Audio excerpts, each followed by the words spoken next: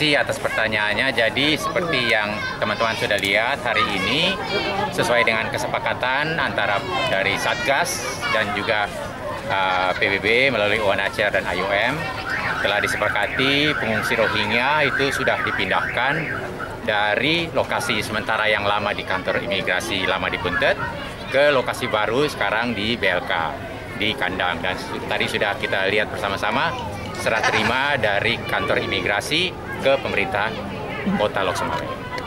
Untuk langkah selanjutnya UNHCR sendiri apa yang akan dilakukan untuk mereka ini? Baik, tentunya kita masih tetap melakukan pendataan seperti kegiatan yang selama ini kita lakukan di kantor imigrasi lama. Kegiatan registrasi itu masih tetap kita jalankan karena memang masih belum selesai. Kenapa langkah ini harus kita lakukan? Tentunya untuk memastikan siapa orang-orang ini.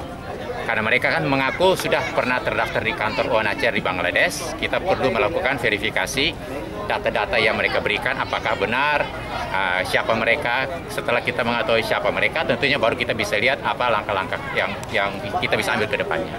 Untuk mentransfer ke negara ketiga seperti apa ini rencana? Baik, jadi tentunya solusi jangka panjang bagi pengungsi itu ada berbagai macam. Tentunya yang pertama itu adalah apabila negara mereka aman, mereka bisa pulang dengan sukarela kembali ke negara asal. Tapi tentunya apabila negara mereka aman. Yang salah satu solusi yang tadi yang seperti disebutkan Bapak itu adalah penempatan ke negara ketiga atau resettlement.